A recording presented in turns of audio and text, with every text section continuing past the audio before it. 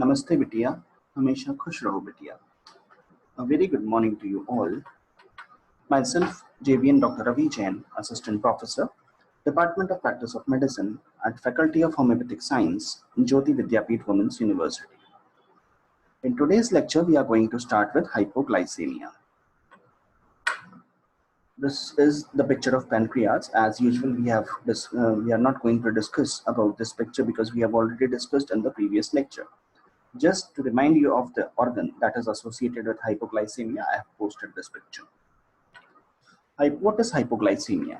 Hypoglycemia is usually defined as the plasma glucose level that is less than 2.5 to 2.8 millimole per liter, or it is equivalent to less than 45 to 50 mg per dl. Although the absolute glucose level at which the symptoms occur varies among the individuals.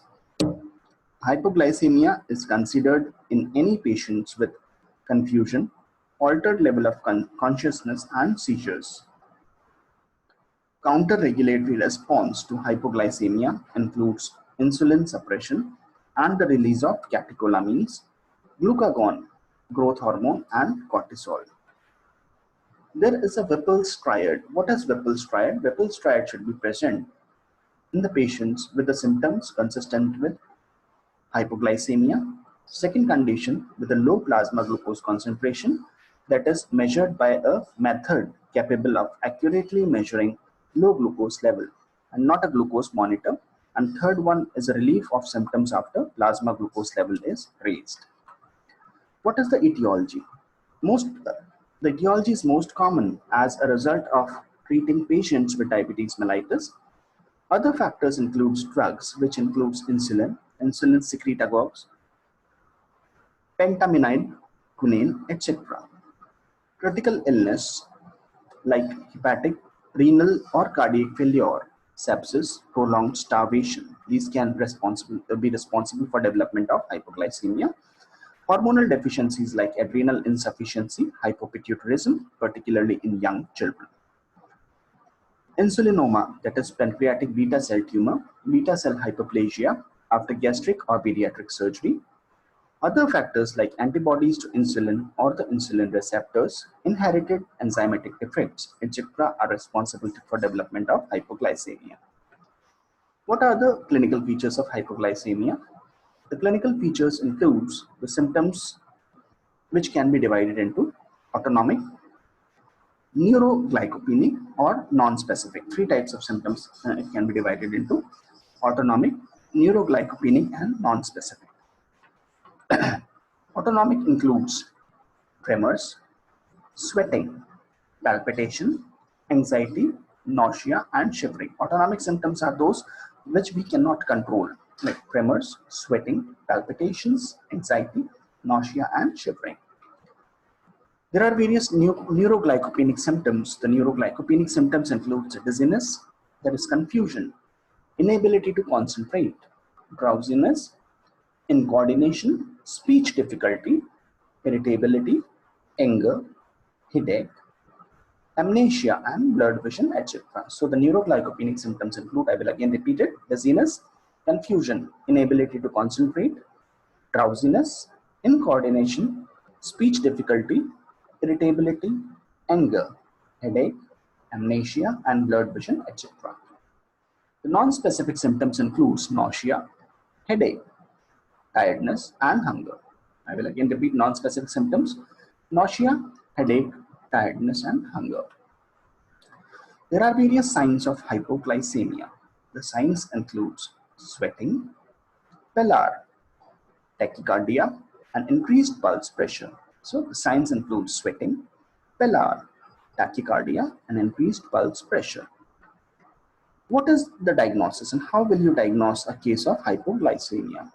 The diagnosis of the hypoglycemic mechanism is critical for choosing a treatment that prevents recurrent hypoglycemia.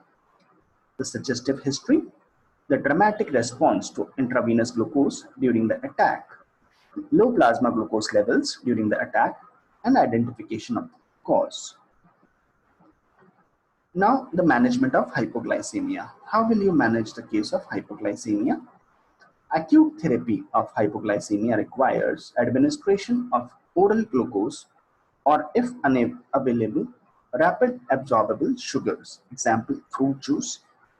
Hypoglycemia from sulfonylureas is often prolonged, requiring treatment and monitoring for 24 hours or more. Prevention of recurrent hypoglycemia requires treatment of the underlying cause of hypoglycemia. Treatment of the other forms of hypoglycemia is dietary, with avoidance of fasting and ingestion of the frequently small meals.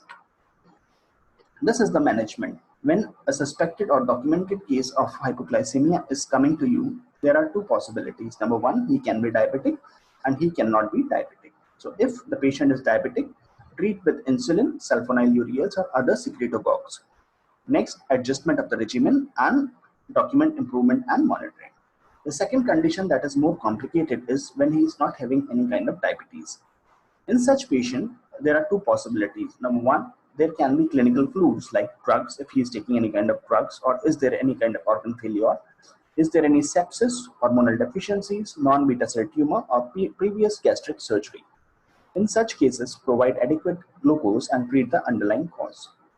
The second possibility without diabetes is apparently when the patient is apparently healthy and the fasting glucose is having either two conditions. Number one, less than 55 mg per dl or greater than 55 mg per dl. If it is less than 55 mg per dl, then we have to check for the increased insulin level or Whipple's triad. There are two possibilities, increased C-peptide and decreased C-peptide. So if there is increased C-peptide, there are three conditions like insulinoma. If it is absent, and then autoimmune, and if SU is positive, then sulfonylureas, and it can be likely to be factitious. If there is decreased C-peptide, then there you have to give exogenous insulin, and it can be likely factitious. Now we come to the second condition where it is in greater than 55 mg per dl. We have to take for the history. If there is a strong history or a weak history. If we have a strong history, then we have to check for the extended fast. Glucose level less than 55 mg per dl, then again go for the left side, increase insulin triad. If that is increased greater than 55 mg per dl, we have to give the mixed meal, check for Whipple's triad or non-Whipple's triad. If there is Whipple triad, it is a reactive hypoglycemia, and if there is no Whipple's triad, that is hypoglycemia excluded. So this was all about management of hypoglycemia. This session was powered by Digital Version 2.0, Jyoti Vidyapith Women's University. I hope you are satisfied with my digital session. If you have any query, please mention in the comment box and I'll try to resolve it. So this was all for today. Thank you very much. We will be meeting in the next lecture tomorrow. Thank you.